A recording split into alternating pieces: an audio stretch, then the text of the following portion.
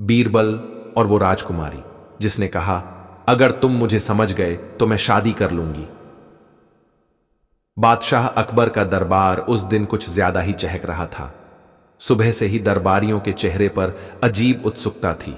एक ऐसा विषय उठने वाला था जो शाही फरमान से कहीं ज्यादा रसदार था और बीरबल की किसी चतुराई से ज्यादा चुनौतीपूर्ण। बात कुछ ऐसी थी कि दक्षिण के एक दूर दराज राज्य की राजकुमारी चित्रलेखा दिल्ली आई थी।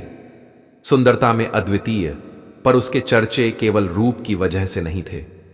वो राजकुमारी इतनी तेज तर्रार और तार्किक थी कि उसके राज्य के सारे विद्वान, ब्राह्मण और राजगुरु तक हार मान चुके थे। किसी ने उसे कहा था, तुम्हारा विवाह कैसे होगा? कोई पुरुष तुम्हारी बुद्धि को चुनौती नहीं दे सकता। उस पर राजकुमारी ने सार्वजनिक ऐलान कर दिया, मैं विवाह तभी करूंगी जब कोई पुरुष बिना पूछे मेरे स्वभाव को समझ ले और मुझे ऐसा उत्तर दे जो मैं पूछूं भी नहीं, फिर भी मेरे मन का हो। यह सुनकर जहां बाकी राज्यों के युवराजों ने पांव पीछे खींच लिए, वहीं अकबर ने मुस्कुराते हुए बीरबल से कहा, बीरबल, लगता है तुम्हारे लिए एक नया सरदर्द आ गया है। बीरबल ने आंखें मिचकाकर जवाब दिया, जहां चुनौती हो वहां सिरदर्द नहीं, आनंद होता है। जहां प्रश्न न पूछा गया हो वहां उत्तर देना असली कला है।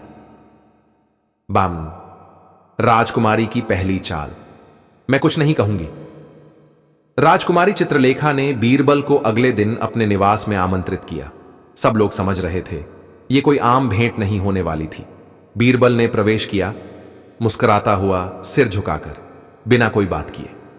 राजकुमारी ने भी कुछ नहीं कहा। वह केवल अपनी आंखों से इशारे कर रही थी। वह एक बड़ी बैठक में बैठी थी। चारों तरफ महंगे गलीचों, परियों जैसे चित्रों और फूलों की लताओं से सजा कमरा, लेकिन उसकी मुद्रा जैसे वह कोई परीक्षा ले रही हो। फिर उसने एक कागज की पुर्जी फेंकी। उस पर बस एक शब्द था, समझो। बीरबल ने कुछ नहीं कहा। वह कुछ देर तक दीवारों पर टंगी चित्रकारी को देखता रहा। फिर उसकी नजर पड़ी एक चित्र में राजकुमारी अपनी मां के साथ बैठी थी, लेकिन मां की आंखें झुकी हुई थीं और चित्रलेखा के होंठ बंधे हुए। वह चित्र बाकियों से छोटा था, लेकिन एक कोने में बहुत ही सावधानी से रखा गया था। बीरबल ने कहा, आपने जो चित्र उस कोने में रख छोड़ा है वो इस कमरे का सबसे बड़ा उत्तर है। चित्रलेखा पहली बार चौंकी। कौन सा चित्र? वही जो आप छिपाना चाहती हैं, आपकी मां का चित्र, जिसमें आपने न मुस्कुराया है न देखा है, बस मौन है। राजकुमारी ने हल्की मुस्कान दी, लेकिन फिर भी कुछ नहीं कहा। बीरबल अब सामने आया और एक कुर्सी खींच कर बैठ गया। तो आप चाहती हैं कि मैं आपके मन को पढ़ लूं, लेकिन यह तो स्पष्ट है आप एक ऐसा उत्तर चाहती हैं जो आप पूछना नहीं चाहती, क्योंकि पूछने से अर्थ कमजोर हो जाएगा। राजकुमारी अब उठी। और तुम क्या सोचते हो कि तुमने मुझे समझ लिया? बीरबल बोला, नहीं, अभी तक नहीं, लेकिन अगर आप इजाजत दें तो मैं एक दिन आपके साथ रहकर केवल देख सुनकर बताना चाहूंगा कि आपकी सबसे बड़ी इच्छा क्या है, जो आपने किसी से नहीं कही। चित्रलेखा बोली, सिर्फ एक दिन? बीरबल मुस्कुराया, अगर एक दिन में न समझा तो उम्र भी कम पड़ सकती है। राजकुमारी के महल में बीरबल का एक दिन पिया राजकुमारी ने अगले दिन बीरबल को अपने निजी प्रांगण में आने का निमंत्रण भेजा। महल में न कोई दरबारी न कोई सेवक, बस राजकुमारी, उसका एक तोता, एक बांसुरी और कुछ किताबें। सुबह 8 बजे बीरबल पहुंचा और पूरे दिन वह केवल देखता रहा। राजकुमारी ने क्या खाया, क्या नहीं खाया, किस पंक्ति को कितनी बार पढ़ा, बांसुरी कितनी देर हाथ में रही पर कभी बजी नहीं, और तोता, वो बस झूठ मत बोलो दोहराता रहा। रात 8 बजे राजकुमारी ने पूछा, तो क्या समझे? बीरबल बोला, आपने सुबह से बांसुरी को उठाया, बजाया नहीं, पढ़ा बहुत, पर पूरी एक पुस्तक बार बार दोहराई, निर्वाणी स्त्रियों की स्वाधीनता। आपने भोजन को आधा खाया और हर बार उस तोते की बात पर मुस्कुराई। इसका अर्थ स्पष्ट है। चित्रलेखा की आंखें सिकुड़ गईं। बताओ क्या अर्थ है? बीरबल बोला, आप उस व्यक्ति से विवाह करना चाहती हैं जो आपकी न कहने की कला को समझ सके, जो आपकी खामोशी से संवाद कर सके। आप कोई राजा नहीं चाहती, बल्कि एक ऐसा साथी जो राजा से भी ज्यादा संवेदनशील हो, लेकिन उसे जाहिर न करे। चित्रलेखा ने पहली बार सीधे आंखों में देखकर कहा, और तुम्हें क्या लगता है, क्या तुम वही हो? बीरबल ने सिर झुका लिया। नहीं, लेकिन मैं इतना जानता हूं, जो व्यक्ति यह समझता है कि वह हीरो नहीं है, वही सही पात्र बन सकता है। जब अकबर को जलन हुई। अगले दिन बीरबल दरबार में लौटा और कुछ नहीं कहा, लेकिन दरबारियों की कानाफूसी थमी नहीं। किसी ने तो चुटकी लेते हुए अकबर से कह भी दिया, जहां पनाह, लगता है इस बार बीरबल राजकुमारी के मन का ही नहीं, दिल का भी दरवाजा खोल आए हैं। अकबर मुस्कुराया नहीं। उसने तुरंत बीरबल को बुलवाया। बीरबल, तुम्हारा वो एक दिन अब तुम्हारे राजकीय कार्यों से ऊपर हो गया है क्या? बीरबल समझ गया, मामला दरबारी जलन से कहीं ज्यादा था। यह शाही ईर्ष्या थी। जहां अपना, वो दिन तो आपके आदेश का पालन करने गया था, मगर वापस एक प्रश्न लेकर लौटा हूं। कौन सा प्रश्न? क्या सम्राट वही होता है जो सब पर राज्य करे, या वो जो किसी एक के दिल में बिना तख्त के जगह बना ले? अकबर पहली बार चुप हुआ, फिर धीरे से बोला, अगर तुम राजा नहीं होते तो मैं तुम्हें शादी करने की इजाजत दे देता। बीरबल मुस्कुराया, तो आप मानते हैं राजकुमारी ने मुझे चुना है? अकबर ने दांत भींच लिए। नहीं, मैं मानता हूं तुमने खुद को चुनवाया है, बिना बोले, बिना पूछे। एक आखिरी परीक्षा। राजकुमारी का रहस्यमय पत्र। अगले दिन राजकुमारी का एक पत्र बीरबल को मिला। उसमें लिखा था, बीरबल, अगर तुम वाकई मुझे समझते हो तो मुझसे मिलने मत आना। अगर नहीं समझते तो आज रात मेरे महल आ जाना। मैं उत्तर में नहीं मिलूंगी, केवल एक संकेत छोड़ूंगी। जो उसका अर्थ समझ गया वही मेरा असली उत्तर पाएगा। बीरबल पत्र पढ़कर मुस्कुराया। समझ गई या समझना बाकी है? शाम होते ही वो चित्रलेखा के महल के बाहर था, लेकिन उसने अंदर कदम नहीं रखा। दरवाजे पर एक पान का पत्ता पड़ा था। उसके ऊपर बांसुरी की छोटी सी छाया पड़ी थी और नीचे लिखा था, जो मेरी बांसुरी न बजाए वही मेरा राग समझेगा। बीरबल ने कुछ नहीं किया, बस वापस लौट गया। और अगले दिन पूरे राज्य में खबर फैल गई, राजकुमारी चित्रलेखा महल छोड़कर कहीं चली गई है। अब आगे क्या? बीरबल ने दरबार में प्रवेश किया, लेकिन चेहरे पर एक हल्की बेचैनी थी। अकबर ने पूछा, क्या हुआ? राजकुमारी कहां है? बीरबल ने बस एक बात कही, वो अब एक ऐसे प्रश्न के उत्तर में बदल गई हैं जो मैंने कभी नहीं पूछा, लेकिन शायद अब पूछना होगा। दरबार में सन्नाटा था। राजकुमारी चित्रलेखा के महल से गायब होने की खबर दिल्ली के दरबार तक पहुंची तो अफवाहों का तूफान उठ खड़ा हुआ। कुछ दरबारी कहते, बीरबल ने न कहकर ही सब कह दिया था, इसीलिए राजकुमारी चली गई। कुछ बोले, वो तो बीरबल को चुनौती देना चाहती थी, हार मानने से पहले खुद को हटा लिया। लेकिन बीरबल, जिसने अब तक हर जटिल गुत्थी को सुलझाया था, इस बार चुप था। अकबर ने बुलाकर पूछा, क्या अब भी तुम्हारे पास उत्तर है बीरबल? बीरबल ने जवाब दिया, जहां पनाह, इस बार उत्तर ढूंढना नहीं, पूछना है। अकबर ने चौंक कर कहा, तुम सवाल पूछने जा रहे हो? बीरबल ने सिर हिलाया, हां, लेकिन यह सवाल किसी से नहीं, खुद से है, और उसका उत्तर सिर्फ वही दे सकती है जो चली गई है। बीरबल की यात्रा। उत्तर नहीं, प्रश्न की खोज। बीरबल ने राजकार्य छोड़ दरबार से अवकाश लिया, लेकिन किसी को नहीं बताया कि वह कहां जा रहा है।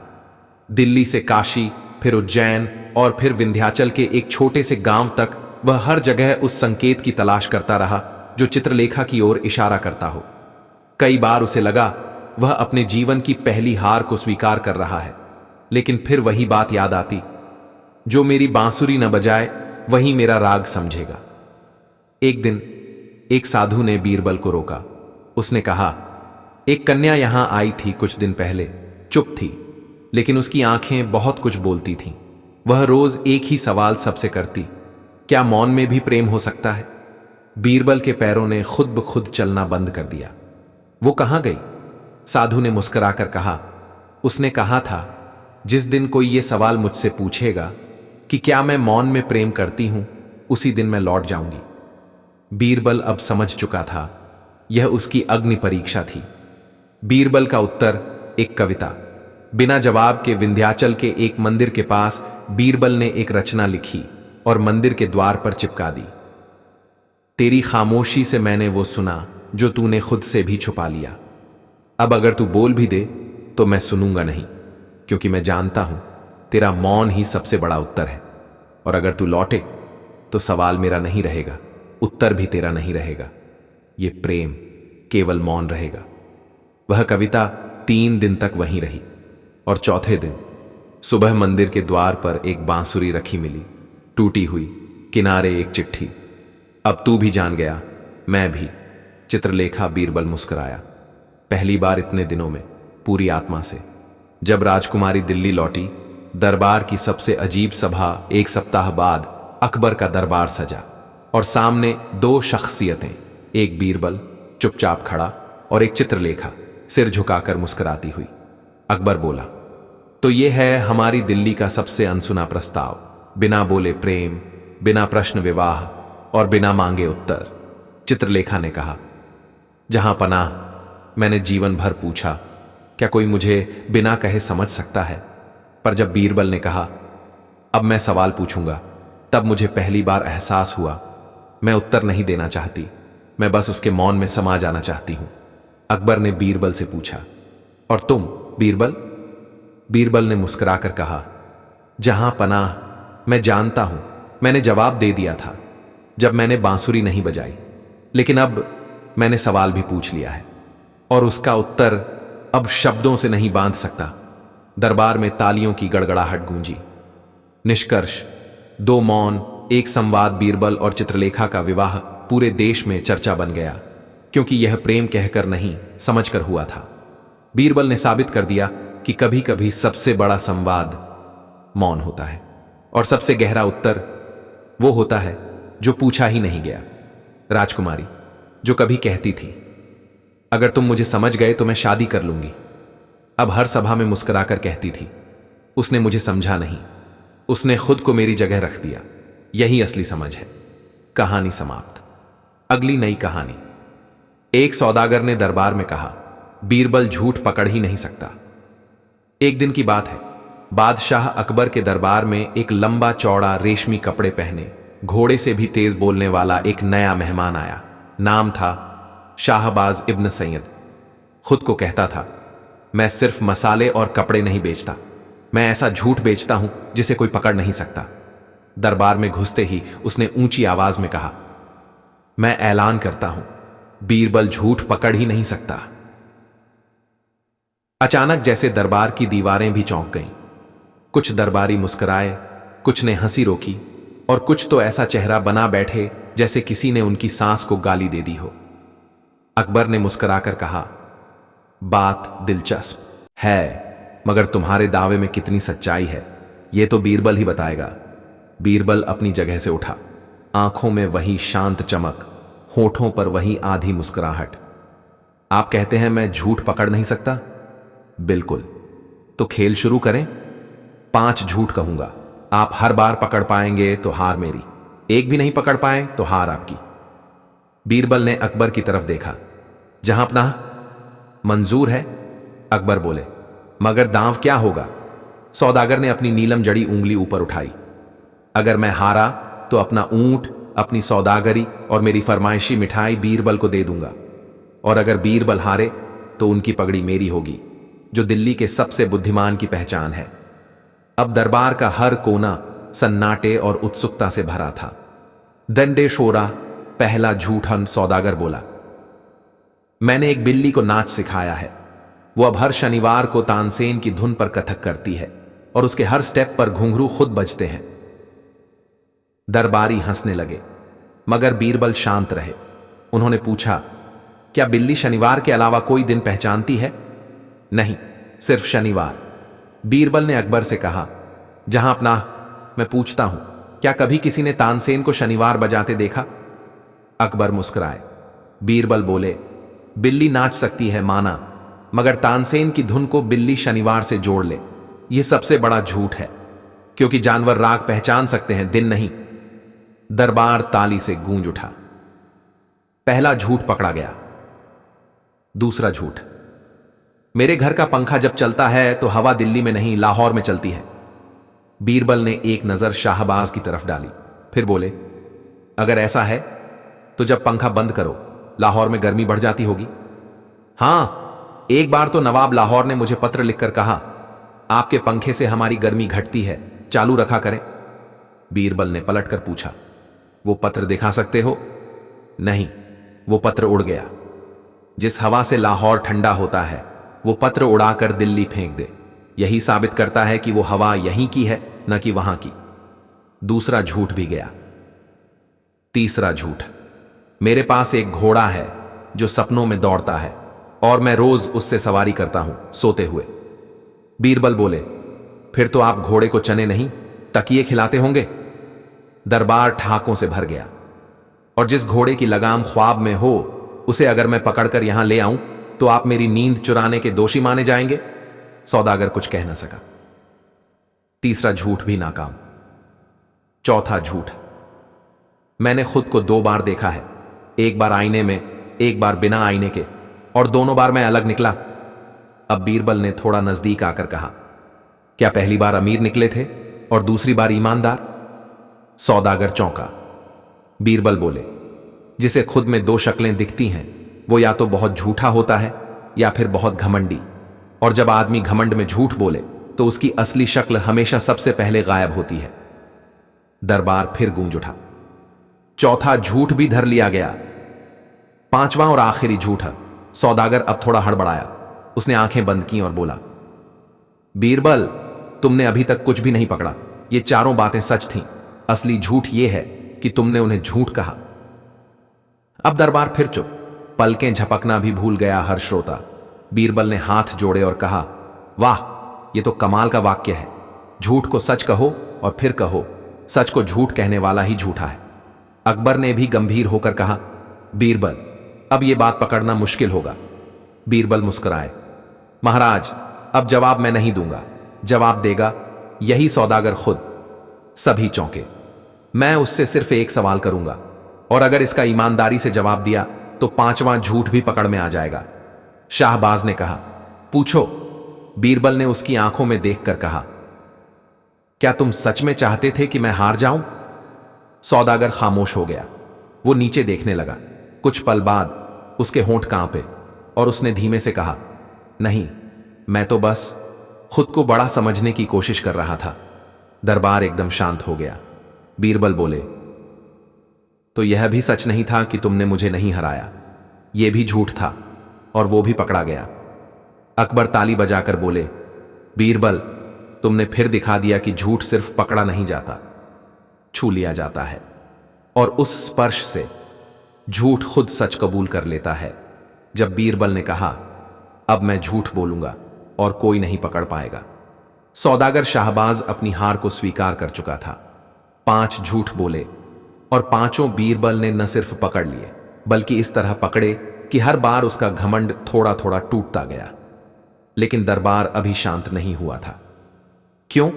क्योंकि अब बीरबल ने कुछ ऐसा कहा जिसे सुनकर सौदागर की आंखें फैल गईं और दरबारियों की मुस्कान खींच गई। अब मैं झूठ बोलूंगा और कोई नहीं पकड़ पाएगा। अकबर चौंक गए। तुम बीरबल, तुम झूठ बोलोगे? बीरबल ने सिर झुकाया। जहां पनाह, मैं कह रहा हूं और जो कहूंगा वो झूठ होगा, मगर उस झूठ को दरबार का कोई भी व्यक्ति, यहां तक कि आप भी, पकड़ नहीं पाएंगे। और अगर पकड़ लिया गया तो मैं अपनी पगड़ी उतारकर इस सौदागर को दे दूंगा। अब खेल पलट चुका था। शर्त वही थी, 5 झूठ जो इतने सफाई से बोले जाएंगे कि लगे सच हों, और कोई अगर एक भी झूठ पकड़ पाए तो बीरबल हारे। अकबर बोले, शुरू करो बीरबल। बीरबल मुस्कुराया और पहला झूठ बोला। पहला झूठ, मैं जब छोटा था तब चिड़ियों से उड़ना सीखा करता था। हर सुबह मैं छत पर बैठकर उन्हें कहानियां सुनाता और वो मुझे अपने पंखों पर उड़ने का तरीका सिखाती। एक बार तो मैं इतना ऊपर गया कि चांद की छाया मेरी गोदी में सो गई थी। सौदागर ने तपाक से कहा, झूठ, आदमी उड़ नहीं सकता। बीरबल बोले, पर आपने तो खुद कहा था कि आपका घोड़ा सपने में दौड़ता है, तो क्या मेरा उड़ना सपना नहीं हो सकता? सौदागर चुप। बीरबल बोले, मैंने कभी नहीं कहा कि मैं हकीकत में उड़ता था। मैंने बस सीखा, कहा और सीखा तो कुछ भी जा सकता है, चाहे वो सच हो या कल्पना। पहला झूठ, कोई पकड़ न सका। दूसरा झूठ, एक बार मैंने एक ऐसा आईना देखा जिसमें जो देखो वही बन जाओ, उसमें झांकते ही मैं राजा बन गया, और फिर उसी आईने में झांक कर मैंने खुद को बीरबल बना दिया। सौदागर ने कहा, ऐसा आईना असंभव है। बीरबल बोले, पर आपने तो खुद कहा था कि आपने बिना आईने के भी खुद को देखा था और दोनों बार अलग निकले थे। तो फिर एक आईना दो रूप दिखा दे, इसमें क्या नया है? अकबर ने मुस्कुराकर कहा, यह तो वैचारिक आईना लग रहा है जो हर इंसान के भीतर होता है। दूसरा झूठ भी असली सच्चाई की शक्ल में छुपा रहा। तीसरा झूठ, मैं पानी पर चल सकता हूं, लेकिन केवल तब जब मैं गुस्से में हूं और किसी ने मुझसे कहा हो कि मैं कुछ नहीं कर सकता। अब दरबार में ठहाके लगने लगे। सौदागर ने कहा, अब ये तो हद हो गई, ये तो सीधा सीधा झूठ है। बीरबल ने पूछा, क्यों? क्या आपने कभी किसी को देखा है जो गुस्से में कुछ असंभव कर गया हो? सौदागर कुछ सोचने लगा। बीरबल बोले, ये झूठ इसीलिए नहीं पकड़ा जा सकता क्योंकि हर आदमी में ऐसी कहानी होती है जहां उसने गुस्से में कुछ ऐसा कर दिया जो बाकी समय नामुमकिन लगता था। तीसरा झूठ भी सत्य की सीमा रेखा पर खड़ा था जिसे पार करना नामुमकिन था। चौथा झूठ, मैंने कल रात सपने में दरबार देखा था। आप सब वही बात कर रहे थे जो अब बोल रहे हैं, और मैं वही झूठ बोल रहा था जो अब बोल रहा हूं। अब सभी कुछ पल के लिए चुप। अकबर ने पूछा, क्या यह सपना था या भविष्य दृष्टि? बीरबल बोले, मैंने तो कहा था सपना था, और सपनों की कोई सीमाएं नहीं होती। मैं तो सिर्फ यह कह रहा हूं कि जो मैं देख चुका हूं वही दोहरा रहा हूं। सौदागर ने कहा, मगर यह कैसे साबित हो सकता है कि तुमने सच में वो सपना देखा था? बीरबल मुस्कुराए, मगर आपने यह भी तो नहीं साबित किया कि मैंने झूठ कहा है। झूठ जो खुद को सच साबित न करे मगर झूठ साबित ना हो सके, वही सबसे खतरनाक झूठ होता है। पांचवां और अंतिम झूठ, मैं अब तक जो कुछ भी कह रहा था वो सब सच था। दरबार एकदम चुप। सबने एक दूसरे की तरफ देखा। सौदागर चिल्लाया, अरे यही तो असली झूठ है, आपने तो कहा था कि आप झूठ बोलेंगे। बीरबल मुस्कुराए और बोले, हां, और मैंने यही तो कहा कि यह भी झूठ है। अकबर अपनी जगह से खड़े हो गए। बीरबल, तुमने जो किया वो सिर्फ बुद्धि नहीं, दर्शन था। एक एक झूठ ऐसा था जो सच से लड़ता नहीं, उसके ही भीतर छिप जाता था। सौदागर सिर झुकाकर बोला, मैंने बीरबल को झूठ न पकड़ पाने वाला कहा था, और आज मैं खुद बीरबल के झूठ में उलझ गया। जो आदमी सच से झूठ को निकाल सकता है और झूठ से सच को गूंथ सकता है, वही असली बुद्धिमान होता है। बीरबल ने धीरे से कहा, झूठ वही अच्छा होता है जो किसी को चोट ना दे, और सच वही सुंदर जो किसी को नीचा ना दिखाए। अकबर ने बीरबल को गले लगाकर कहा, बीरबल, तुम ना होते तो यह दरबार सिर्फ दीवारें होती, अर्थ और बुद्धि के बिना। सौदागर ने अपने ऊंट, मिठाई और व्यापार की चाबियां बीरबल के चरणों में रख दी।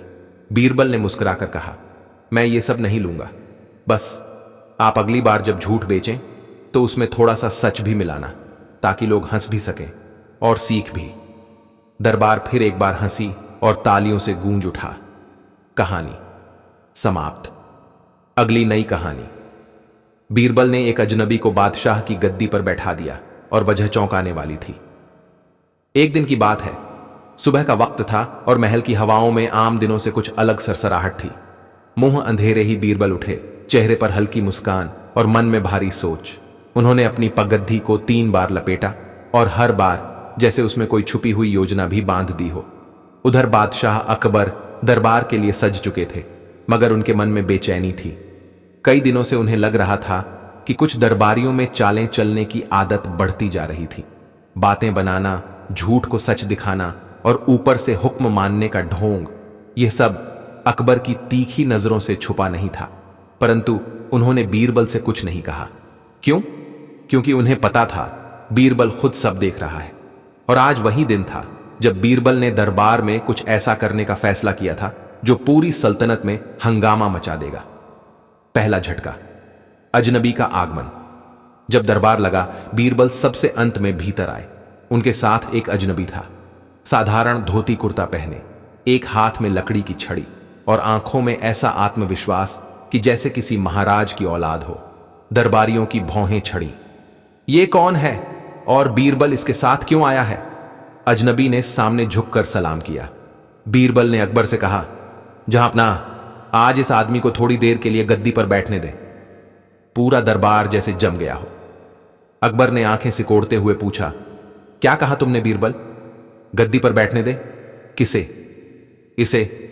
जहां अपना, सिर्फ एक घड़ी के लिए। आप चाहें तो दरबार चलाते रहिए, पर बैठना इसे दीजिए। यह मजाक है क्या? एक मंत्री चिल्लाया। बीरबल ने उसकी तरफ देखा, फिर अकबर की तरफ और बोला, मजाक नहीं, एक परीक्षण है। अकबर, जो बीरबल की नीयत को हमेशा गंभीरता से लेते थे, बोले, ठीक है, लेकिन अगर यह परीक्षण हुआ तो पूरा होगा, अधूरा नहीं। बीरबल ने सिर झुकाया, मैं यही चाहता हूं। फिर बीरबल ने अपने हाथों से अजनबी को उठाया और अकबर की गद्दी पर बैठा दिया। दरबारियों में जैसे बिजली दौड़ गई। गद्दी पर बैठा गलत आदमी। अब अजनबी उस जगह बैठा था जहां बादशाह बैठते हैं, और सबसे अजीब बात, वो वहां बैठकर बादशाहों जैसी ही गंभीरता से गर्दन हिलाने लगा, जैसे हर बात की समझ रखता हो। एक दरबारी बोला, हे अजनबी, क्या तुझे पता है तू कहां बैठा है?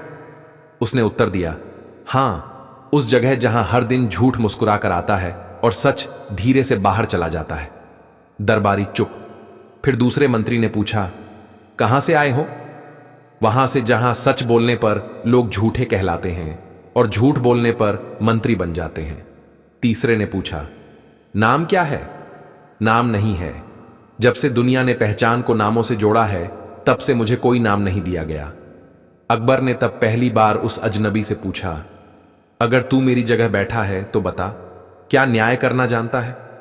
अजनबी बोला, न्याय तब होता है जब सवाल का उत्तर पाने के लिए उत्तर देने वाला ना डरे और सुनने वाला सवाल पूछने से पहले अपने भीतर की चुप्पी को पहचान ले। अकबर ने चुपचाप बीरबल की तरफ देखा। बीरबल अब भी मुस्कुरा रहे थे, लेकिन अब वो मुस्कान कुछ कह रही थी। दरबार का बदला हुआ चेहरा। अजनबी ने बैठे बैठे दरबारियों से एक सवाल पूछा, तुम में से कितने लोग हैं जो गद्दी के लायक हैं?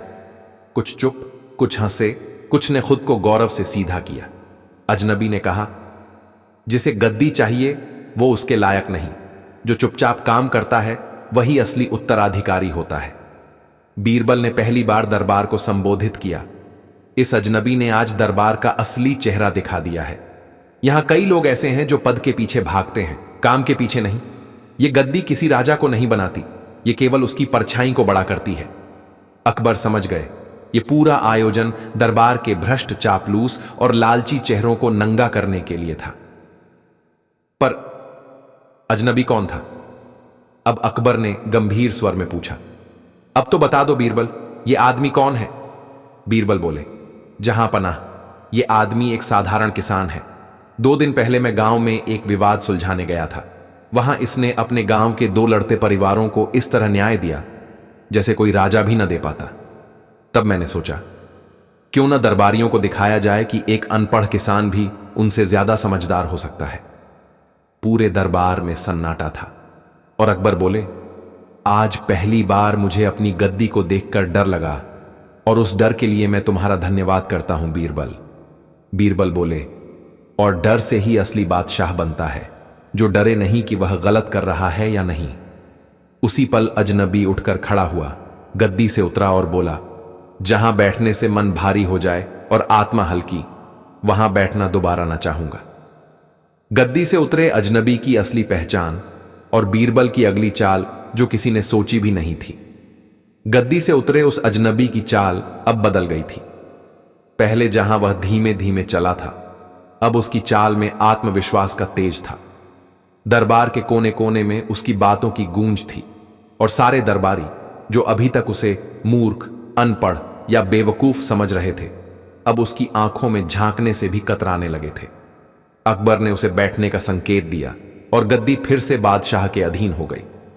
बीरबल ने दरबार की ओर देखा और कहा, जहांपनाह, आज आपकी अनुमति से जो कुछ हुआ उसका परिणाम इस दरबार के चरित्र को दर्पण की तरह दिखा गया है। अकबर ने सर हिलाया। बीरबल, ये अजनबी किसान है, ये तो तुमने बताया, पर इसकी इतनी तीव्र बुद्धि कहां से आई? बीरबल मुस्कुराए। जहां पनाह, ये वही बुद्धि है जो एक आदमी को जमीन जोतते समय मिलती है, बारिश के पहले बादलों को पहचानते समय मिलती है और दूसरों के झगड़े सुलझाते हुए इंसानियत से आती है। ये किताबों की नहीं, जिंदगी की शिक्षा है। अकबर चुप हो गए। फिर उन्होंने उस किसान से पूछा, तुम्हें कुछ इनाम चाहिए? किसान ने सिर झुका दिया। मुझे बस एक बात कहनी है। क्या कह सकता हूं? जरूर, अकबर बोले।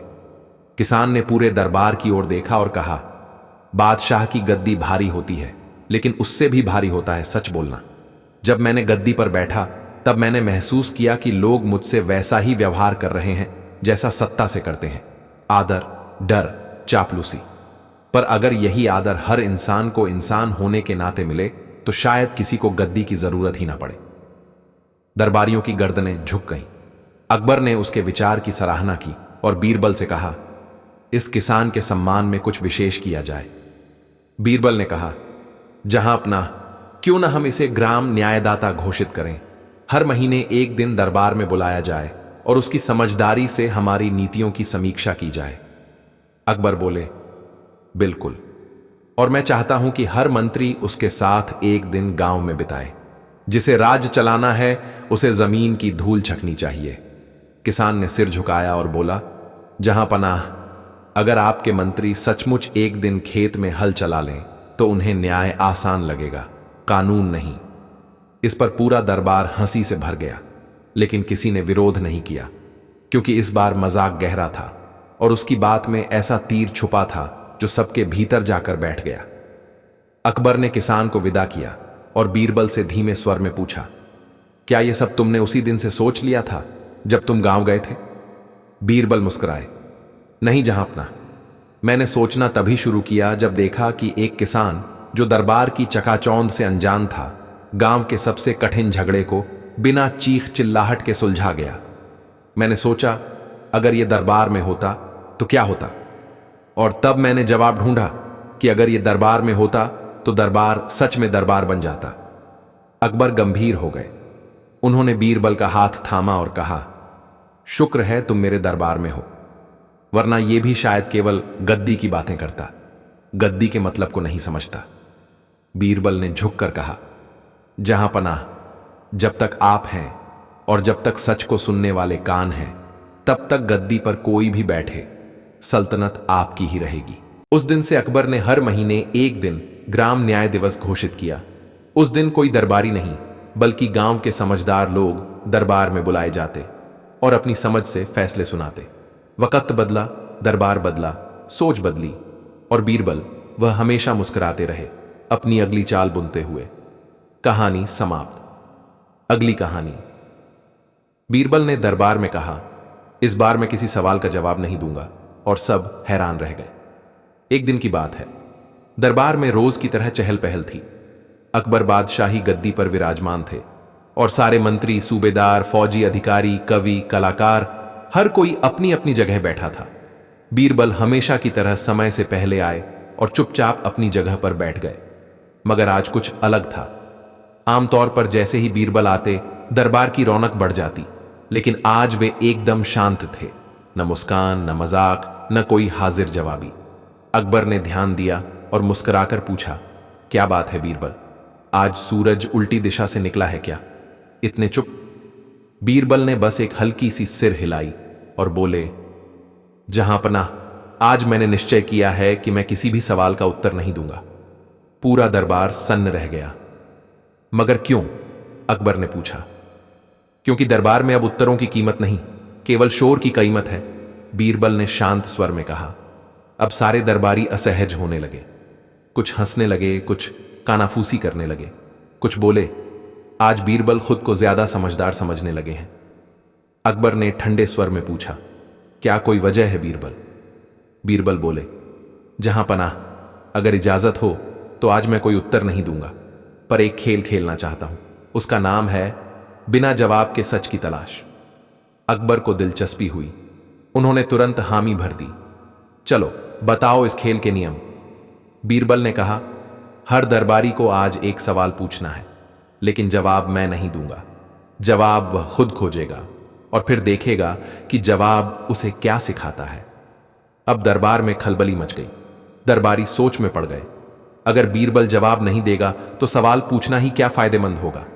मगर बादशाह ने आदेश दे दिया था तो सबको खेल में भाग लेना ही था। पहला दरबारी मंत्री चंद्रसेन। चंद्रसेन बोला, बीरबल, अगर कोई मंत्री अपनी गलती छुपा ले तो क्या वो बुद्धिमान कहलाता है? बीरबल मुस्कुराए नहीं, बोले भी नहीं, बस अपनी कुर्सी से उठे, दरबार के एक कोने में जाकर बैठे और चुपचाप दीवार देखने लगे। चंद्रसेन कुछ क्षण असहज रहा, फिर समझा आज बीरबल नहीं बोलेगा।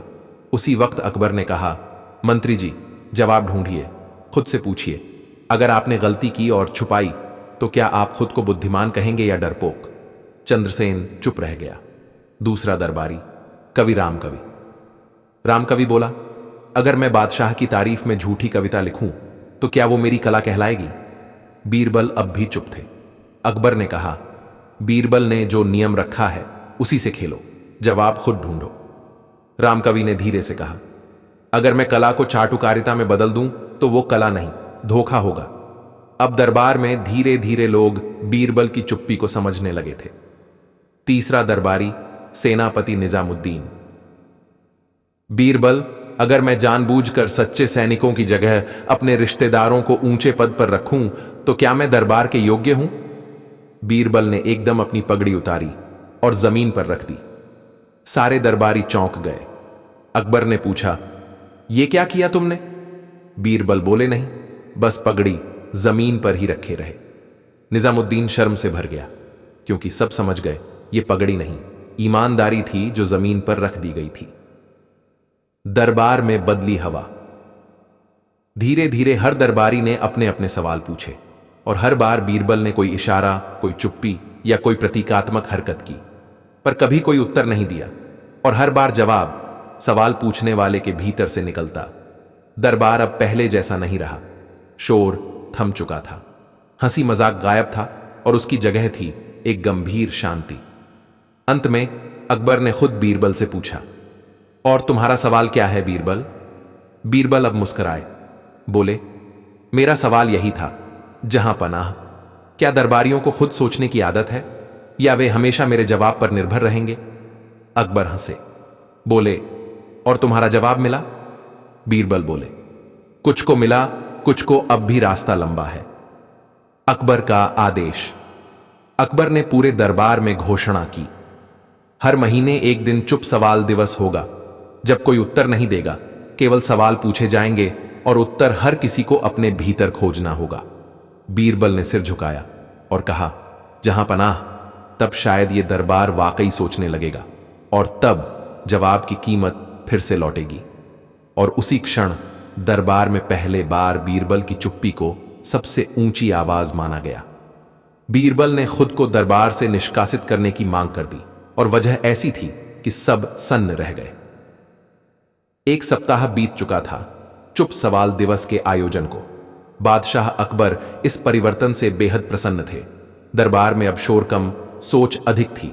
दरबारी आत्मनिरीक्षण करने लगे थे, यहां तक कि जो कभी चाटुकार थे वे भी अब अपनी आत्मा की आवाज को सुनने लगे थे।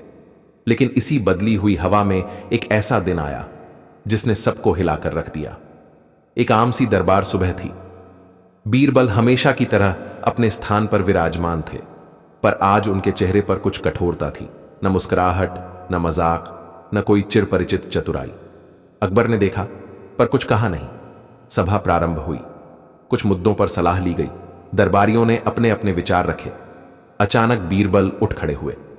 जहां अपना, उनकी आवाज में दृढ़ता थी, मैं एक गंभीर बात लेकर आया हूं और निर्णय चाहता हूं जो आपके हाथ में है। अकबर चौंके। बोलो बीरबल। मैं चाहता हूं कि मुझे दरबार से निष्कासित किया जाए, बीरबल ने कहा। पूरा दरबार सन्न। कुछ तो अपनी जगह से उठने ही वाले थे, कुछ की आंखें फटी की फटी रह गईं। अकबर अवाक रह गए। क्या कहा तुमने? उन्होंने फिर पूछा। बीरबल ने दोहराया, मैं दरबार से निष्कासित होना चाहता हूं, अभी, यहीं, सबके सामने। अकबर का चेहरा कठोर हो गया। क्या तुम पागल हो गए हो बीरबल? ऐसी बात सोच भी कैसे सकते हो? बीरबल ने गहरी सांस ली और बोले, जहां पनाह, पिछले कई वर्षों से मैं आपके साथ हूं। कई बार मैंने अपने उत्तरों से दरबारियों की आंखें खोली, कभी कभी उनके घमंड को चकनाचूर किया, लेकिन अब मुझे लगता है कि मैं इस दरबार को एक प्रकार की बैसाखी बन गया हूं। दरबारियों में फुसफुसाहट शुरू हो गई। बीरबल ने जारी रखा, हर बार सवाल पूछे जाते हैं और सबकी निगाहें मुझ पर होती हैं, जैसे बाकी लोग सोच ही नहीं सकते। मैंने चुप रहना सीखा ताकि लोग खुद सोचें, लेकिन अब लगता है कि मैं यहां रहूं या नहीं, सोच वही है, जवाब बीरबल देगा। अकबर बोले, तो तुम ये सज्जा खुद को क्यों दे रहे हो? ये तो तुम्हारी काबिलियत है, अपराध नहीं। बीरबल ने गंभीर स्वर में उत्तर दिया, जहां पनाह, अगर कोई शिक्षक वर्षों तक विद्यार्थियों को पढ़ाते पढ़ाते खुद ही विद्यार्थियों की सोच का केंद्र बन जाए तो शिक्षा नहीं, अंधश्रद्धा फैलती है। मुझे नहीं चाहिए कि लोग मेरे उत्तरों को अंतिम सत्य माने। मैं चाहता हूं कि लोग खुद से पूछें, खुद से लड़ें और खुद जवाब दें। अकबर कुछ बोल नहीं पाए। उनकी आंखों में एक अजीब सी चिंता उभर आई। बीरबल बोले, मैं दरबार से जा रहा हूं स्वेच्छा से, लेकिन अगर इस दरबार को मेरी अनुपस्थिति में सोचने की आदत लग जाए तो समझिए मैं यही हूं।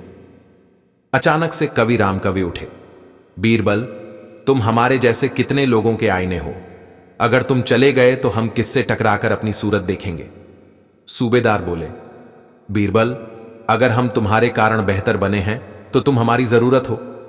अकबर ने सबको शांत किया। उन्होंने कहा, अगर बीरबल जैसे बुद्धिमान को यह लगने लगा है कि उनका रहना दरबार के सोचने की राह में रुकावट है तो हमें इस पर ध्यान देना होगा। उन्होंने गहरी सांस ली और बोले, मैं बीरबल को निष्कासित नहीं कर सकता, लेकिन मैं आज दरबार को निष्कासित करता हूं। अगले 7 दिन तक दरबार बंद रहेगा, कोई सभा नहीं, कोई बैठक नहीं। सब हैरान। हर दरबारी, अकबर ने कहा, अपने अपने घरों, गांवों, खेतों, दुकानों और नगरों में जाएगा और वहां के आम लोगों से एक प्रश्न पूछेगा, क्या आपको लगता है कि दरबार आपकी समस्याएं समझता है? फिर वापस आकर हर दरबारी मुझे उसका उत्तर सुनाएगा। बीरबल ने सिर झुकाया। यह वही सोच थी जो वो जगाना चाहते थे। अकबर ने कहा, और बीरबल, तुम जाओ, लेकिन दरबार से नहीं, हमारे लोगों के बीच। वहां से जवाब लेकर आओ जो सवाल हम भूल गए थे। बीरबल ने मुस्कुराते हुए कहा, जहां अपना, ये तो सजा नहीं, ये तो इनाम है। 7 दिनों तक दरबार बंद रहा। दरबारी खेतों में गए, गलियों में गए, दुकानों पर बैठे। जहां सच रहता था वहां जाकर उन्होंने देखा कि फैसले किताबों से नहीं, अनुभव से बनते हैं। 7वें दिन दरबार दोबारा खुला। बीरबल लौटे, लेकिन अब एक दरबारी की तरह नहीं, बल्कि एक प्रेरणान की तरह। कहानी समाप्त। शाह अकबर का दरबार उस दिन कुछ ज्यादा ही चहक रहा था। सुबह से ही दरबारियों के चेहरे पर अजीब उत्सुकता थी। एक ऐसा विषय उठने वाला था जो शाही फरमान से कहीं ज्यादा रसदार था और बीरबल की किसी चतुराई से ज्यादा चुनौतीपूर्ण। बात कुछ ऐसी थी कि दक्षिण के एक दूर दराज राज्य की राजकुमारी चित्रलेखा दिल्ली आई थी। सुंदरता में अद्वितीय, पर उसके चर्चे केवल रूप की वजह से नहीं थे। वो राजकुमारी इतनी तेज तर्रार और तार्किक थी कि उसके राज्य के सारे विद्वान, ब्राह्मण और राजगुरु तक हार मान चुके थे। किसी ने उसे कहा था, तुम्हारा विवाह कैसे होगा? कोई पुरुष तुम्हारी बुद्धि को चुनौती नहीं दे सकता। उस पर राजकुमारी ने सार्वजनिक ऐलान कर दिया, मैं विवाह तभी करूंगी जब कोई पुरुष बिना पूछे मेरे स्वभाव को समझ ले और मुझे ऐसा उत्तर दे जो मैं पूछूं भी नहीं, फिर भी मेरे मन का हो। यह सुनकर जहां बाकी राज्यों के युवराजों ने पांव पीछे खींच लिए, वहीं अकबर ने मुस्कुराते हुए बीरबल से कहा, बीरबल, लगता है तुम्हारे लिए एक नया सरदर्द आ गया है। बीरबल ने आंखें मिचकाकर जवाब दिया, जहां चुनौती हो वहां सिरदर्द नहीं, आनंद होता है। जहां प्रश्न न पूछा गया हो वहां उत्तर देना असली कला है। बाम। राजकुमारी की पहली चाल। मैं कुछ नहीं कहूंगी। राजकुमारी चित्रलेखा ने बीरबल को अगले दिन अपने निवास में आमंत्रित किया। सब लोग समझ रहे थे यह कोई आम भेंट नहीं होने वाली थी। बीरबल ने प्रवेश किया, मुस्कुराता हुआ, सिर झुकाकर, बिना कोई बात किए। राजकुमारी ने भी कुछ नहीं कहा। वह केवल अपनी आंखों से इशारे कर रही थी। वह एक बड़ी बैठक में बैठी थी। चारों तरफ महंगे गलीचों, परियों जैसे चित्रों और फूलों की लताओं से सजा कमरा, लेकिन उसकी मुद्रा जैसे वह कोई परीक्षा ले रही हो। फिर उसने एक कागज की पुर्जी फेंकी। उस पर बस एक शब्द था, समझो। बीरबल ने कुछ नहीं कहा। वह कुछ देर तक दीवारों पर टंगी चित्रकारी को देखता रहा। फिर उसकी नजर पड़ी एक चित्र में राजकुमारी अपनी मां के साथ बैठी थी, लेकिन मां की आंखें झुकी हुई थीं और चित्रलेखा के होंठ बंधे हुए। वह चित्र बाकियों से छोटा था, लेकिन एक कोने में बहुत ही सावधानी से रखा गया था। बीरबल ने कहा, आपने जो चित्र उस कोने में रख छोड़ा है वो इस कमरे का सबसे बड़ा उत्तर है। चित्रलेखा पहली बार चौंकी। कौन सा चित्र? वही जो आप छिपाना चाहती हैं, आपकी मां का चित्र, जिसमें आपने न मुस्कुराया है न देखा है, बस मौन है। राजकुमारी ने हल्की मुस्कान दी, लेकिन फिर भी कुछ नहीं कहा। बीरबल अब सामने आया और एक कुर्सी खींच कर बैठ गया। तो आप चाहती हैं कि मैं आपके मन को पढ़ लूं, लेकिन यह तो स्पष्ट है आप एक ऐसा उत्तर चाहती हैं जो आप पूछना नहीं चाहती, क्योंकि पूछने से अर्थ कमजोर हो जाएगा। राजकुमारी अब उठी। और तुम क्या सोचते हो कि तुमने मुझे समझ लिया? बीरबल बोला, नहीं, अभी तक नहीं, लेकिन अगर आप इजाजत दें तो मैं एक दिन आपके साथ रहकर केवल देख सुनकर बताना चाहूंगा कि आपकी सबसे बड़ी इच्छा क्या है, जो आपने किसी से नहीं कही।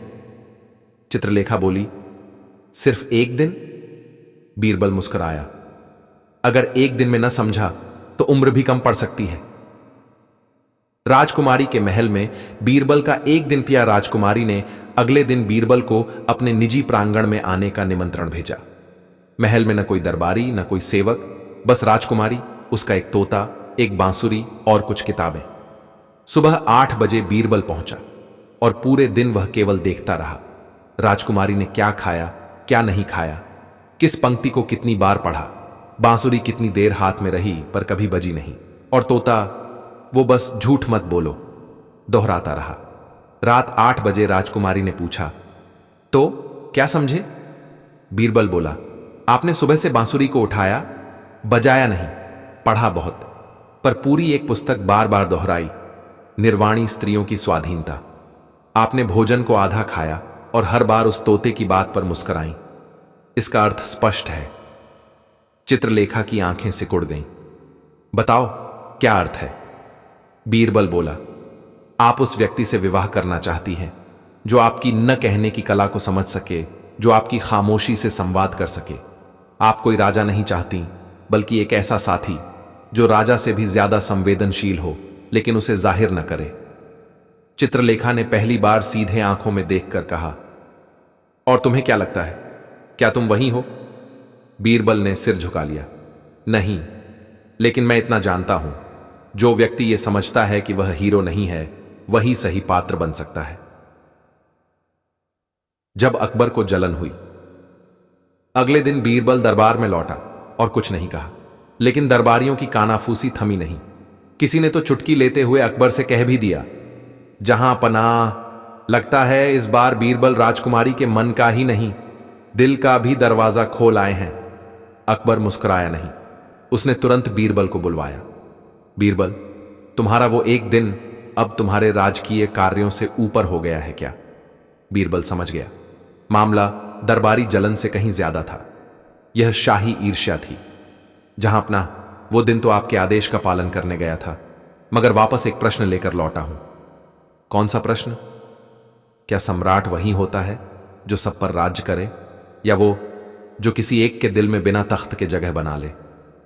अकबर पहली बार चुप हुआ, फिर धीरे से बोला, अगर तुम राजा नहीं होते तो मैं तुम्हें शादी करने की इजाजत दे देता। बीरबल मुस्कुराया, तो आप मानते हैं राजकुमारी ने मुझे चुना है? अकबर ने दांत भींच लिए।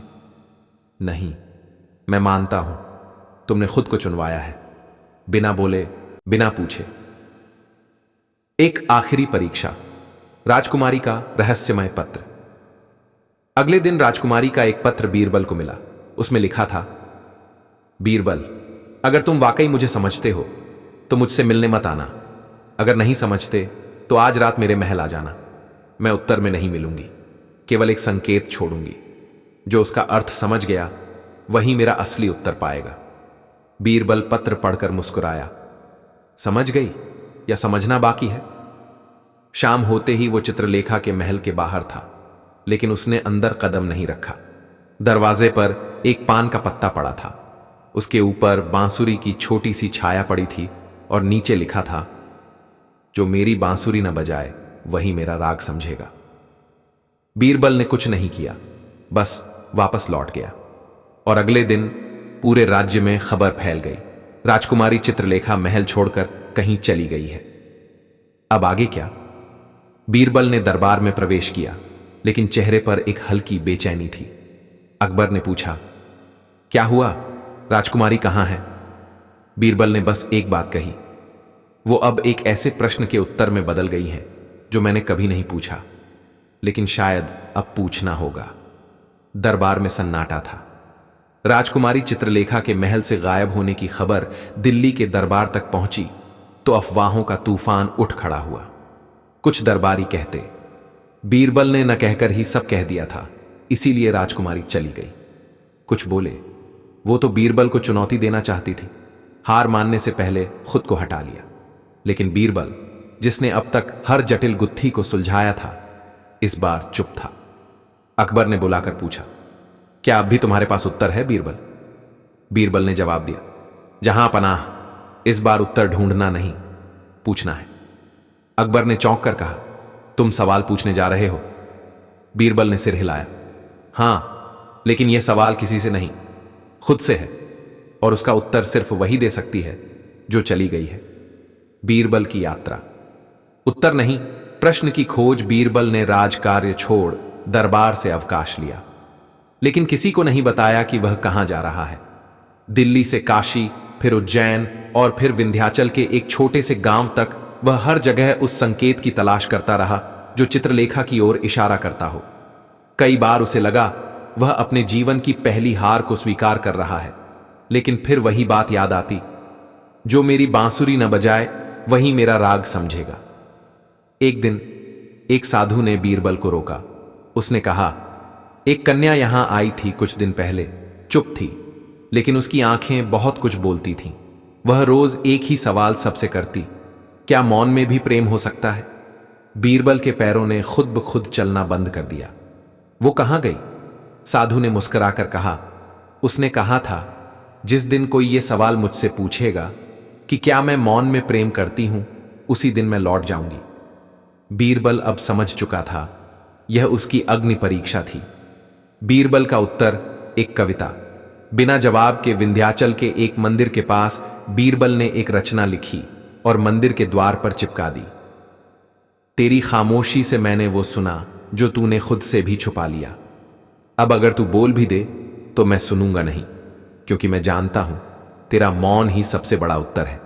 और अगर तू लौटे तो सवाल मेरा नहीं रहेगा, उत्तर भी तेरा नहीं रहेगा, ये प्रेम केवल मौन रहेगा। वह कविता 3 दिन तक वहीं रही, और चौथे दिन सुबह मंदिर के द्वार पर एक बांसुरी रखी मिली, टूटी हुई, किनारे एक चिट्ठी। अब तू भी जान गया, मैं भी। चित्रलेखा। बीरबल मुस्कुराया, पहली बार इतने दिनों में, पूरी आत्मा से। जब राजकुमारी दिल्ली लौटी, दरबार की सबसे अजीब सभा। एक सप्ताह बाद अकबर का दरबार सजा, और सामने 2 शख्सियतें, एक बीरबल चुपचाप खड़ा और एक चित्रलेखा सिर झुकाकर मुस्कुराती हुई। अकबर बोला, तो ये है हमारी दिल्ली का सबसे अनसुना प्रस्ताव, बिना बोले प्रेम, बिना प्रश्न विवाह और बिना मांगे उत्तर। चित्रलेखा ने कहा, जहां पनाह, मैंने जीवन भर पूछा, क्या कोई मुझे बिना कहे समझ सकता है? पर जब बीरबल ने कहा, अब मैं सवाल पूछूंगा, तब मुझे पहली बार एहसास हुआ, मैं उत्तर नहीं देना चाहती, मैं बस उसके मौन में समा जाना चाहती हूं। अकबर ने बीरबल से पूछा, और तुम बीरबल? बीरबल ने मुस्कुराकर कहा, जहां पनाह, मैं जानता हूं, मैंने जवाब दे दिया था जब मैंने बांसुरी नहीं बजाई, लेकिन अब मैंने सवाल भी पूछ लिया है, और उसका उत्तर अब शब्दों से नहीं बांध सकता। दरबार में तालियों की गड़गड़ाहट गूंजी। निष्कर्ष, 2 मौन, एक संवाद। बीरबल और चित्रलेखा का विवाह पूरे देश में चर्चा बन गया, क्योंकि यह प्रेम कहकर नहीं समझकर हुआ था। बीरबल ने साबित कर दिया कि कभी कभी सबसे बड़ा संवाद मौन होता है और सबसे गहरा उत्तर वो होता है जो पूछा ही नहीं गया। राजकुमारी जो कभी कहती थी, अगर तुम मुझे समझ गए तो मैं शादी कर लूंगी, अब हर सभा में मुस्कुराकर कहती थी, उसने मुझे समझा नहीं, उसने खुद को मेरी जगह रख दिया। यही असली समझ है। कहानी समाप्त। अगली नई कहानी।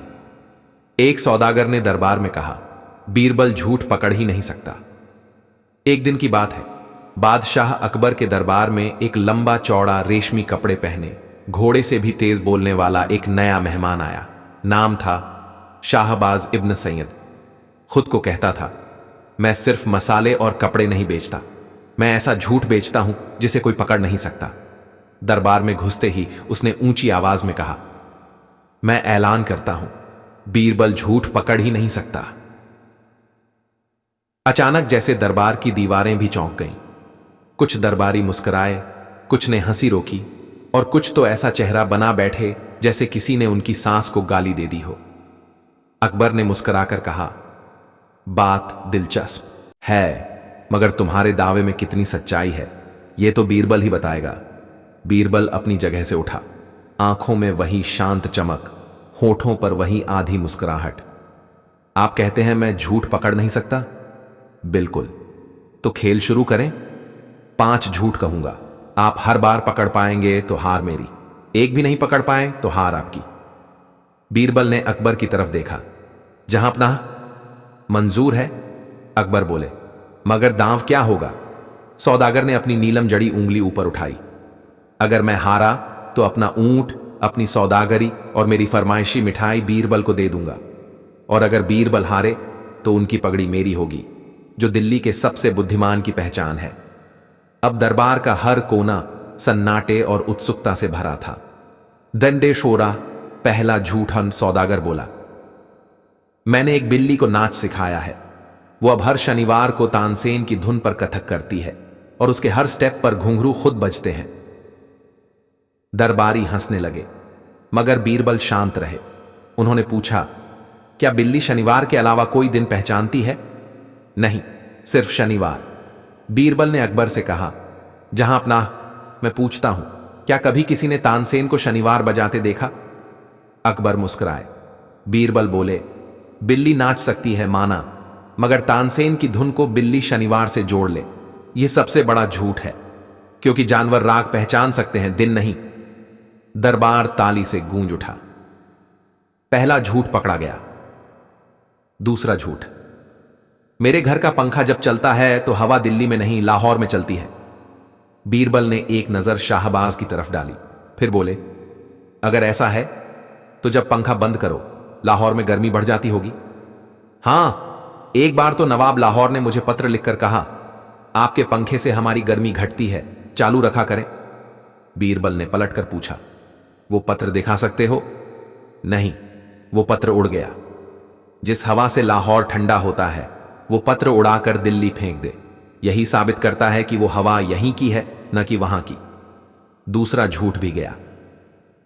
तीसरा झूठ, मेरे पास एक घोड़ा है जो सपनों में दौड़ता है और मैं रोज उससे सवारी करता हूं सोते हुए। बीरबल बोले, फिर तो आप घोड़े को चने नहीं तकिए खिलाते होंगे। दरबार ठहाकों से भर गया। और जिस घोड़े की लगाम ख्वाब में हो उसे अगर मैं पकड़कर यहां ले आऊं तो आप मेरी नींद चुराने के दोषी माने जाएंगे। सौदागर कुछ कह न सका। तीसरा झूठ भी नाकाम। चौथा झूठ, मैंने खुद को 2 बार देखा है, एक बार आईने में, एक बार बिना आईने के, और दोनों बार मैं अलग निकला। अब बीरबल ने थोड़ा नजदीक आकर कहा, क्या पहली बार अमीर निकले थे और दूसरी बार ईमानदार? सौदागर चौंका। बीरबल बोले, जिसे खुद में 2 शक्लें दिखती हैं वो या तो बहुत झूठा होता है या फिर बहुत घमंडी, और जब आदमी घमंड में झूठ बोले तो उसकी असली शक्ल हमेशा सबसे पहले गायब होती है। दरबार फिर गूंज उठा। चौथा झूठ भी धर लिया गया। पांचवां और आखिरी झूठ। सौदागर अब थोड़ा हड़बड़ाया। उसने आंखें बंद की और बोला, बीरबल, तुमने अभी तक कुछ भी नहीं पकड़ा। ये चारों बातें सच थीं। असली झूठ यह है कि तुमने उन्हें झूठ कहा। अब दरबार फिर चुप। पलकें झपकना भी भूल गया हर श्रोता। बीरबल ने हाथ जोड़े और कहा, वाह, ये तो कमाल का वाक्य है। झूठ को सच कहो और फिर कहो, सच को झूठ कहने वाला ही झूठा है।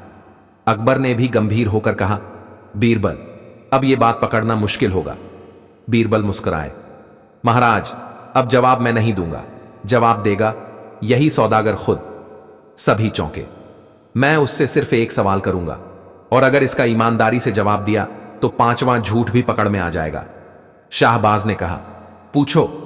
बीरबल ने उसकी आंखों में देखकर कहा, क्या तुम सच में चाहते थे कि मैं हार जाऊं? सौदागर खामोश हो गया। वो नीचे देखने लगा। कुछ पल बाद उसके होंठ कांपे और उसने धीमे से कहा, नहीं, मैं तो बस खुद को बड़ा समझने की कोशिश कर रहा था। दरबार एकदम शांत हो गया। बीरबल बोले, तो यह भी सच नहीं था कि तुमने मुझे नहीं हराया? यह भी झूठ था और वो भी पकड़ा गया। अकबर ताली बजाकर बोले, बीरबल, तुमने फिर दिखा दिया कि झूठ सिर्फ पकड़ा नहीं जाता, छू लिया जाता है, और उस स्पर्श से झूठ खुद सच कबूल कर लेता है। जब बीरबल ने कहा, अब मैं झूठ बोलूंगा और कोई नहीं पकड़ पाएगा, सौदागर शाहबाज अपनी हार को स्वीकार कर चुका था। 5 झूठ बोले और 5ओं बीरबल ने न सिर्फ पकड़ लिए, बल्कि इस तरह पकड़े कि हर बार उसका घमंड थोड़ा थोड़ा टूटता गया। लेकिन दरबार अभी शांत नहीं हुआ था। क्यों? क्योंकि अब बीरबल ने कुछ ऐसा कहा जिसे सुनकर सौदागर की आंखें फैल गईं और दरबारियों की मुस्कान खींच गई। अब मैं झूठ बोलूंगा और कोई नहीं पकड़ पाएगा। अकबर चौंक गए। तुम बीरबल, तुम झूठ बोलोगे? बीरबल ने सिर झुकाया। जहां पनाह, मैं कह रहा हूं, और जो कहूंगा वो झूठ होगा, मगर उस झूठ को दरबार का कोई भी व्यक्ति, यहां तक कि आप भी, पकड़ नहीं पाएंगे। और अगर पकड़ लिया गया तो मैं अपनी पगड़ी उतारकर इस सौदागर को दे दूंगा। अब खेल पलट चुका था। शर्त वही थी, 5 झूठ जो इतने सफाई से बोले जाएंगे कि लगे सच हो, और कोई अगर एक भी झूठ पकड़ पाए तो बीरबल हारे। अकबर बोले, शुरू करो बीरबल। बीरबल मुस्कुराया और पहला झूठ बोला। पहला झूठ, मैं जब छोटा था तब चिड़ियों से उड़ना सीखा करता था। हर सुबह मैं छत पर बैठकर उन्हें कहानियां सुनाता और वो मुझे अपने पंखों पर उड़ने का तरीका सिखाती। एक बार तो मैं इतना ऊपर गया कि चांद की छाया मेरी गोदी में सो गई थी। सौदागर ने तपाक से कहा, झूठ, आदमी उड़ नहीं सकता। बीरबल बोले, पर आपने तो खुद कहा था कि आपका घोड़ा सपने में दौड़ता है, तो क्या मेरा उड़ना सपना नहीं हो सकता? सौदागर चुप। बीरबल बोले, मैंने कभी नहीं कहा कि मैं हकीकत में उड़ता था। मैंने बस सीखा, कहा, और सीखा तो कुछ भी जा सकता है, चाहे वो सच हो या कल्पना। पहला झूठ, कोई पकड़ न सका। दूसरा झूठ, एक बार मैंने एक ऐसा आईना देखा जिसमें जो देखो वही बन जाओ। उसमें झांकते ही मैं राजा बन गया, और फिर उसी आईने में झांककर मैंने खुद को बीरबल बना दिया। सौदागर ने कहा, ऐसा आईना असंभव है। बीरबल बोले, पर आपने तो खुद कहा था कि आपने बिना आईने के भी खुद को देखा था और दोनों बार अलग निकले थे। तो फिर एक आईना 2 रूप दिखा दे, इसमें क्या नया है? अकबर ने मुस्कुराकर कहा, यह तो वैचारिक आईना लग रहा है जो हर इंसान के भीतर होता है। दूसरा झूठ भी असली सच्चाई की शक्ल में छुपा रहा। तीसरा झूठ, मैं पानी पर चल सकता हूं, लेकिन केवल तब जब मैं गुस्से में हूं और किसी ने मुझसे कहा हो कि मैं कुछ नहीं कर सकता। अब दरबार में ठहाके लगने लगे। सौदागर ने कहा, अब ये तो हद हो गई, ये तो सीधा सीधा झूठ है। बीरबल ने पूछा, क्यों? क्या आपने कभी किसी को देखा है जो गुस्से में कुछ असंभव कर गया हो? सौदागर कुछ सोचने लगा। बीरबल बोले, ये झूठ इसीलिए नहीं पकड़ा जा सकता क्योंकि हर आदमी में ऐसी कहानी होती है जहां उसने गुस्से में कुछ ऐसा कर दिया जो बाकी समय नामुमकिन लगता था। तीसरा झूठ भी सत्य की सीमा रेखा पर खड़ा था जिसे पार करना नामुमकिन था। चौथा झूठ, मैंने कल रात सपने में दरबार देखा था। आप सब वही बात कर रहे थे जो अब बोल रहे हैं, और मैं वही झूठ बोल रहा था जो अब बोल रहा हूं। अब सभी कुछ पल के लिए चुप। अकबर ने पूछा, क्या यह सपना था या भविष्य दृष्टि? बीरबल बोले, मैंने तो कहा था सपना था, और सपनों की कोई सीमाएं नहीं होती। मैं तो सिर्फ ये कह रहा हूं कि जो मैं देख चुका हूं वही दोहरा रहा हूं। सौदागर ने कहा, मगर यह कैसे साबित हो सकता है कि तुमने सच में वो सपना देखा था? बीरबल मुस्कुराए, मगर आपने यह भी तो नहीं साबित किया कि मैंने झूठ कहा है। झूठ जो खुद को सच साबित न करे मगर झूठ साबित न हो सके, वही सबसे खतरनाक झूठ होता है। पांचवां और अंतिम झूठ, मैं अब तक जो कुछ भी कह रहा था वो सब सच था। दरबार एकदम चुप, सबने एक दूसरे की तरफ देखा। सौदागर चिल्लाया, अरे यही तो असली झूठ है, आपने तो कहा था कि आप झूठ बोलेंगे। बीरबल मुस्कुराए और बोले, हां, और मैंने यही तो कहा कि यह भी झूठ है। अकबर अपनी जगह से खड़े हो गए। बीरबल, तुमने जो किया वो सिर्फ बुद्धि नहीं, दर्शन था। एक एक झूठ ऐसा था जो सच से लड़ता नहीं, उसके ही भीतर छिप जाता था। सौदागर सिर झुकाकर बोला, मैंने बीरबल को झूठ न पकड़ पाने वाला कहा था, और आज मैं खुद बीरबल के झूठ में उलझ गया। जो आदमी सच से झूठ को निकाल सकता है और झूठ से सच को गूंथ सकता है, वही असली बुद्धिमान होता है। बीरबल ने धीरे से कहा, झूठ वही अच्छा होता है जो किसी को चोट ना दे, और सच वही सुंदर जो किसी को नीचा ना दिखाए। अकबर ने बीरबल को गले लगाकर कहा, बीरबल, तुम ना होते तो ये दरबार सिर्फ दीवारें होती, अर्थ और बुद्धि के बिना। सौदागर ने अपने ऊंट, मिठाई और व्यापार की चाबियां बीरबल के चरणों में रख दी। बीरबल ने मुस्कुराकर कहा, मैं ये सब नहीं लूंगा, बस आप अगली बार जब झूठ बेचें तो उसमें थोड़ा सा सच भी मिलाना, ताकि लोग हंस भी सकें और सीख भी। दरबार फिर एक बार हंसी और तालियों से गूंज उठा। कहानी समाप्त। अगली नई कहानी। बीरबल ने एक अजनबी को बादशाह की गद्दी पर बैठा दिया और वजह चौंकाने वाली थी। एक दिन की बात है, सुबह का वक्त था और महल की हवाओं में आम दिनों से कुछ अलग सरसराहट थी। मुंह अंधेरे ही बीरबल उठे, चेहरे पर हल्की मुस्कान और मन में भारी सोच। उन्होंने अपनी पगद्दी को 3 बार लपेटा और हर बार जैसे उसमें कोई छुपी हुई योजना भी बांध दी हो।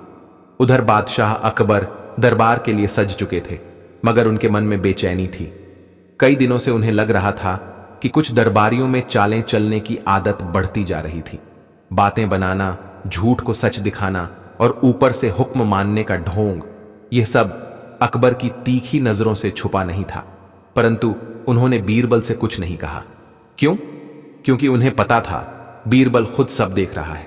और आज वही दिन था जब बीरबल ने दरबार में कुछ ऐसा करने का फैसला किया था जो पूरी सल्तनत में हंगामा मचा देगा। पहला झटका, अजनबी का आगमन। जब दरबार लगा, बीरबल सबसे अंत में भीतर आए।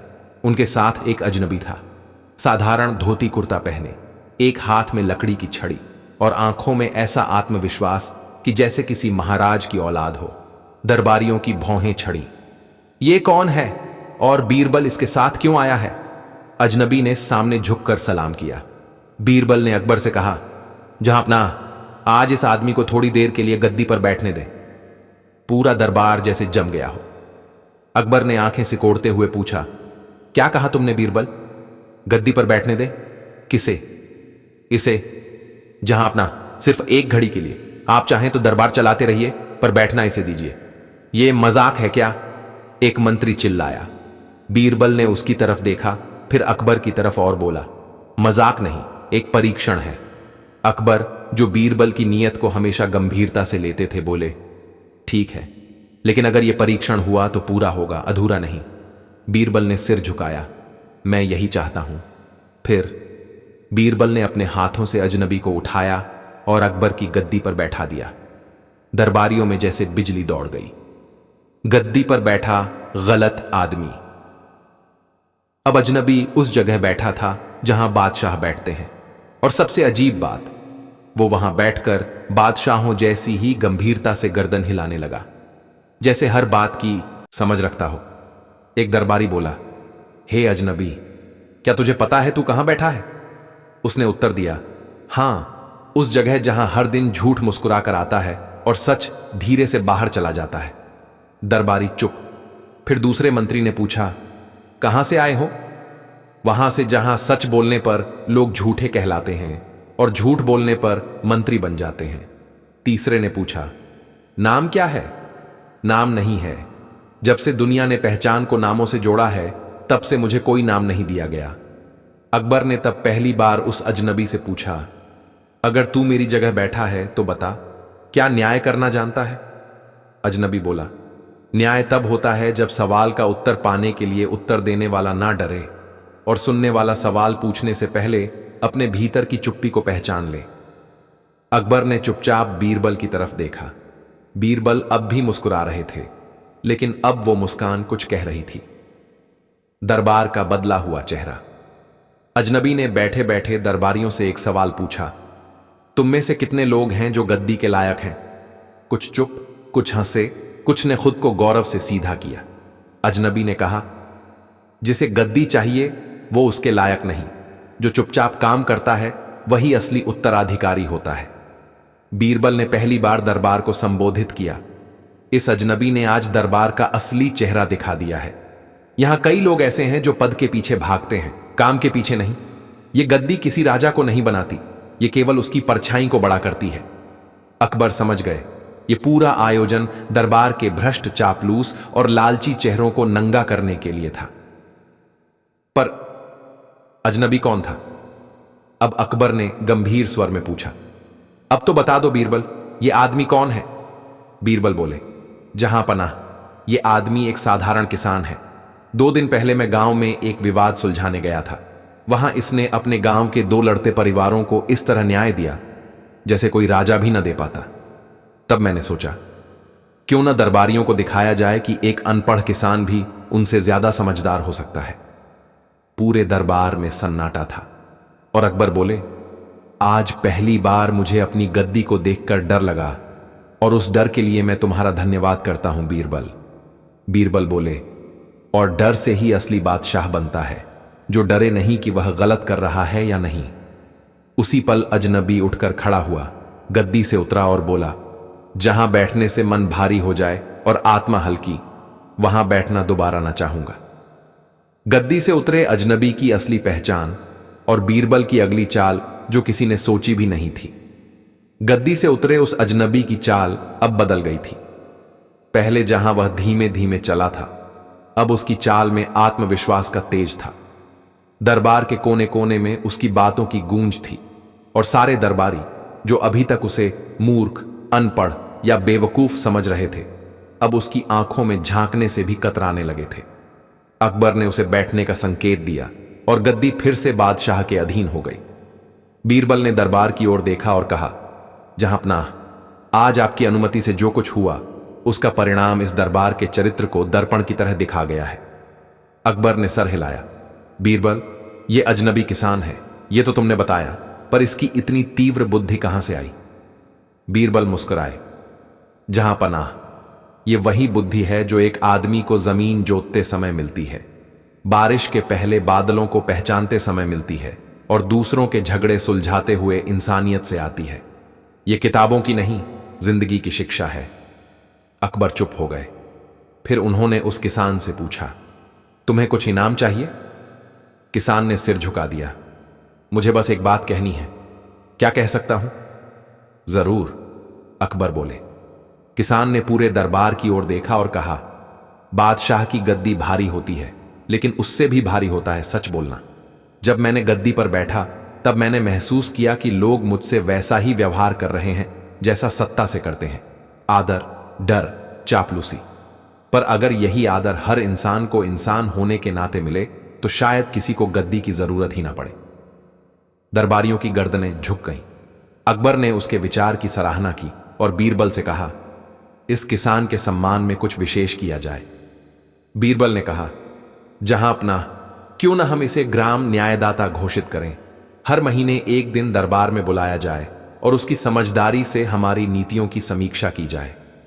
अकबर बोले, बिल्कुल, और मैं चाहता हूं कि हर मंत्री उसके साथ एक दिन गांव में बिताए।